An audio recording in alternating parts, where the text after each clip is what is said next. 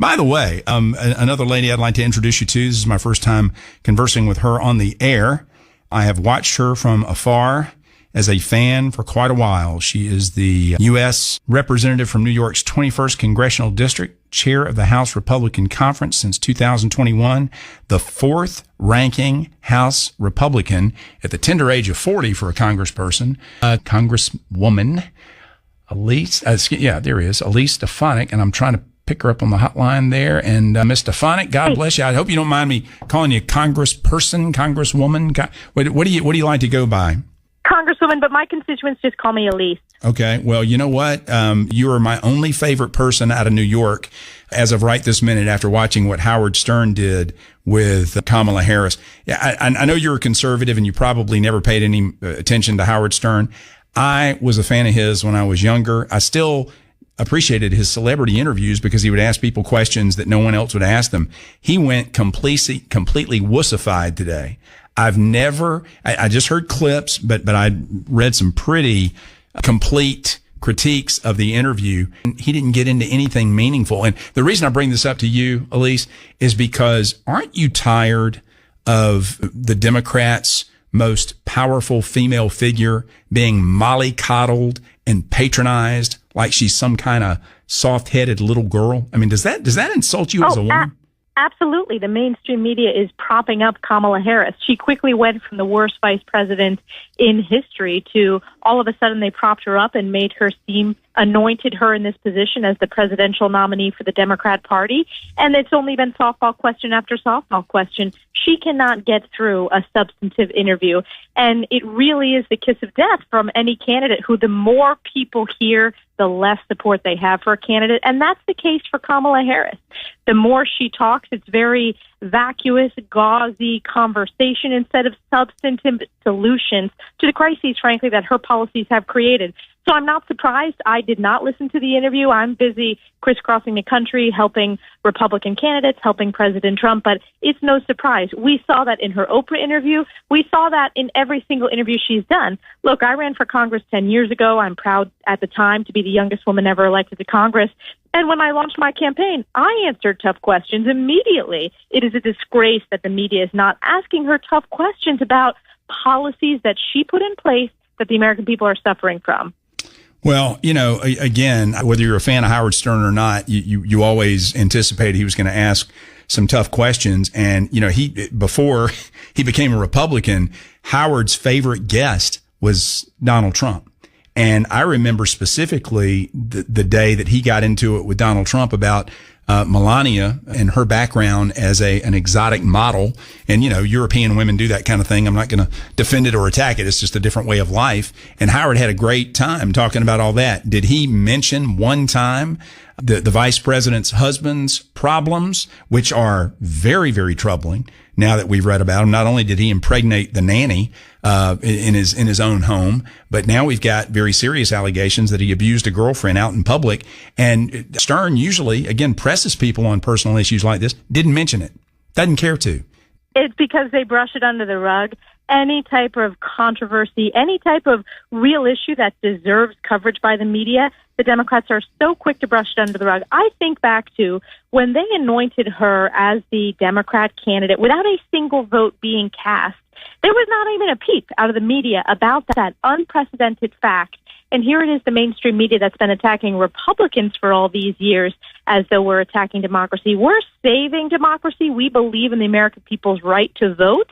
And it's the Democrat Party that anointed a candidate without a single vote for her among Democrat primary voters across the country. So that, for me, was just another example of how biased and in the tank the mainstream media has become for today's Democrat Party, which, by the way, is not our parents' or grandparents' Democrat Party. It is so far radical.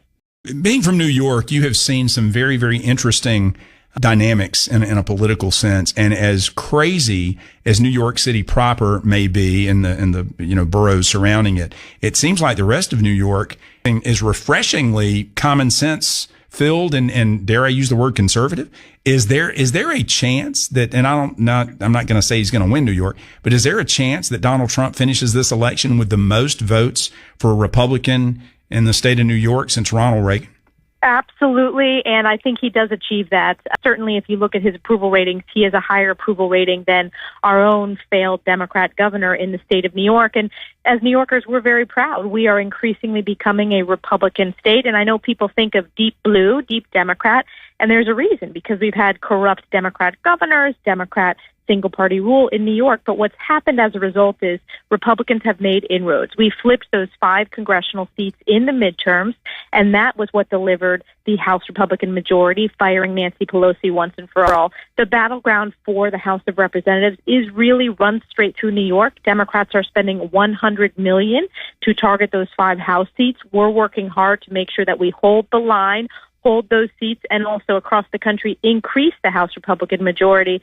But there's a seismic shift happening with, it's not just in New York, but in California as well, these states that are considered blue.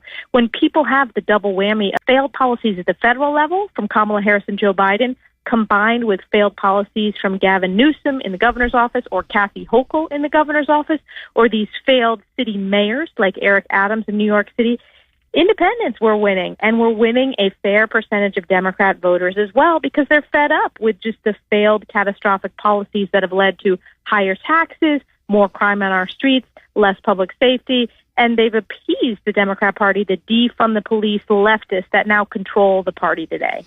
When you think about Elise Stefanik, you don't necessarily think about a border congressperson, but most of your district, actually the entire northern border of your district, is Canada, isn't it? Am I right there? Yes. Okay. That's true. And go ahead. You know, the reason I asked the question, and by the way, your congressional district is geographically huge. I've never seen it isolated in a map before until right now. And it's, 3 times the size of the New York City. Obviously, we're not talking about population wise, but just geographically, you could fit 3 Long Islands, maybe 4 into your district. It's huge. You've got how many miles of border on your northern congressional border? Well, I have the Swanton sector in my district, which is the huge swath from the Buffalo sector all the way to Vermont. So hundreds and hundreds of miles of border. I represent a third of the geography of New York State, and think about that. So it's multiple Long Islands, multiple parts of downstate that can fit into my district. And it's a district that I flipped. A Democrat previously held it, and it really tells the story of today's changing Republican Party. It voted for Obama twice. It overwhelmingly votes for President Trump and Republicans on the ballot. And we've worked very hard to build the Republican Party there, flipping county and some of these local seats. And it's because, you know, previous blue-collar registered Democrats have felt today's Democrat Party move so far away of the hardworking American people. But you're right to point out the border crisis. On the Swanton sector, there has been a 50 times, not 50%, 50 times increase since Joe Biden's taken office of illegal crossings on the Swanton sector, including those on the terrorist watch list. There have been more legal crossings in 2024 than the previous 17 years combined. So it's a crisis. I was just up there at the end of last week, meeting with families impacted by the border crisis, with illegals on their private property, making it not unsafe for their children, for these communities. And it just shows that this border crisis impacts every state and every country. And that's on top of all of the illegals that have been shipped up to New York City, which is a sanctuary city because of failed Democrat policies. By the way, just for historical perspective here, this is the same congressional district that saw Jacob Javits as its representative for, what was it, not 20 years, about 15 years, something like that? No, 7 years. They kind of changed the numbers over time. He was a downstate representative, so the numbers have shifted over the years, but mine has always been the most northern part, upstate part of the state. I got you. So they redrew it. I was looking at your predecessors through time, and his name popped up, and he was one of the most beloved figures in New York politics for many, many, many years. Jacob Javits. Yes, so, different part of the state, though, but yes. I got you. I understand. So getting back to the border issue here, you're seeing unique problems in the border crossing areas that folks that live in the middle of the country don't have to deal with.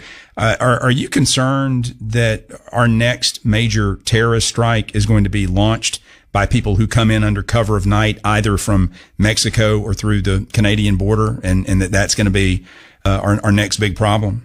Well, I sit on the Armed Services Committee and the Intelligence Committee, and what I'm concerned with is we know the policies that will secure the border. Joe Biden and Kamala Harris refused to put those policies in place. In fact, they signed the executive orders that opened up this border. And we have been sounding the alarm of the individuals on the terrorist watch list who have illegally crossed, and yet they do nothing. They continue this pro-amnesty policy that puts our very country, the Constitution, and our national security at risk. So I am very concerned. That's why I support President Trump's policies of deporting illegals who have illegally come into this country. It's a national security priority, economic priority. So that is one of the many reasons why I'm proud to be one of the strongest surrogates for President Trump and working so hard to make sure he's elected.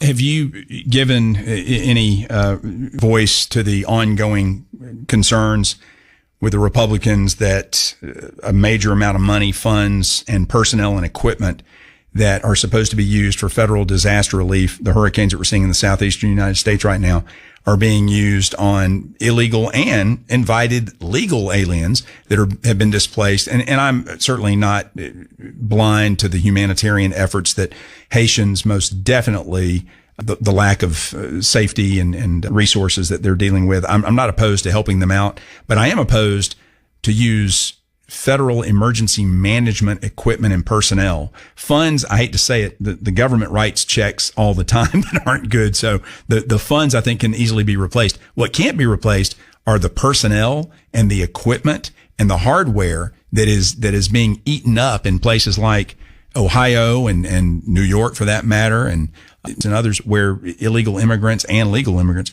are being housed while we've got huge physical disasters going on in other parts of the country. Yes, I'm very concerned about that. It really exemplifies this America Last movement in today's Democrat Party. The fact that the FEMA funds, which we passed, by the way, $32 billion in preparation for the hurricane, specifically Hurricane Helene and now Hurricane Milton, and the devastation, those resources should be focused on the American people, and yet we see billions going to illegals. Something is very, very wrong when American citizens are losing their homes, their communities.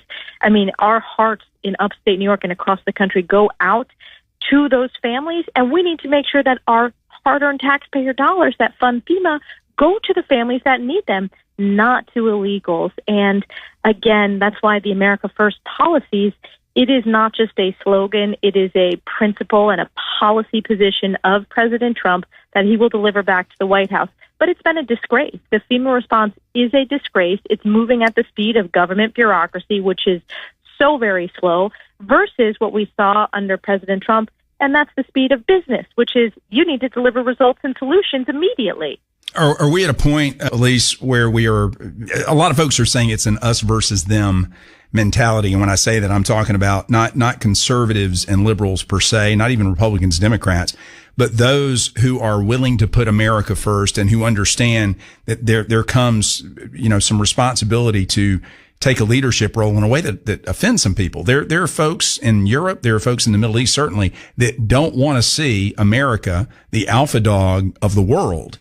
And to me, it's the sharpest political divide there is. I can argue high taxes, low taxes with a liberal any day of the week. When I'm dealing with somebody that says America is the universal oppressor and that we must yield to the Palestinian movement it makes me sick to my stomach. I mean, that's where I see the great divide these days. How about you?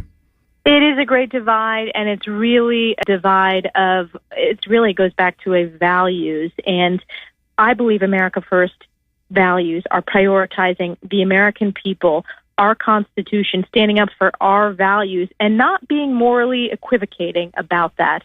And that goes beyond party lines. You're seeing increasingly Democrats like Tulsi Gabbard, like others who are very high profile, saying today's Democrat Party is no longer standing up for the American people. And you're right. As you look around the world, there are adversaries in countries that want first policies to be thrown out the window. Iran is an example. There is nothing more emboldening to Iran, in addition to the hundreds of billions they've gotten in sanctions relief, but this lack of support from Joe Biden and Kamala Harris when it comes to standing with Israel. So, yes, I concur with you that is a real dividing line across the country. But you know what? President Trump said he's going to be the president for all Americans, and that means putting all Americans first. And I think that's why he is in a position to win as long as our voters turn out. Can't wait to see election night on top of everything else, just exactly how strongly Donald Trump plays in places like New York and even among minorities and traditional large support groups for the Democrats. Everything that I've seen, everything that I've heard indicates he's going to do better again than any Republican since Ronald Reagan. And again, you seem to echo that. I agree. And it's going to be an exciting election. I think we're going to make history. But again, we need everyone to vote any legal way. Early in-person absentee, President Trump has said, just get your vote in and make sure everybody you know comes and votes in support of Trump when you're in key states like Georgia, North Carolina, Michigan, Wisconsin, but also these key congressional districts and across the country. As they used to say at Tammany Hall, vote early, vote often, right? Well, that's what the Dems say. The Republicans do it legally. I know, I'm joking. All right, Elise, again, a pleasure to talk to you. I've been a fan from a distance for a long time. We appreciate incredibly patriotic younger people. And I say that as a almost 60-year-old. You're 40. You're not that much younger than me. But I like seeing the younger generation take a leadership role in the Republican Party. It's long overdue. Thank you. God bless. Thank you.